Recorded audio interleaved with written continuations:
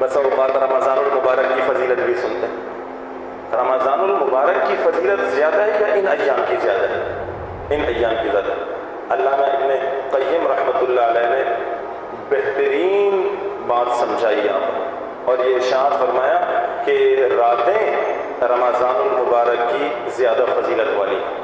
راتیں رمضان المبارک کی زیادہ فضیلت والی ہیں، اور دن ارشاد فرمایا کہ اس کے زیادہ فضیلت والے ہیں. راتیں وہاں کیوں فضیلت والی؟ اس لیے کہ وہاں ایک رات شب قدر کی رات، اس لیے رات رمضان کی فضیلت والی ہے.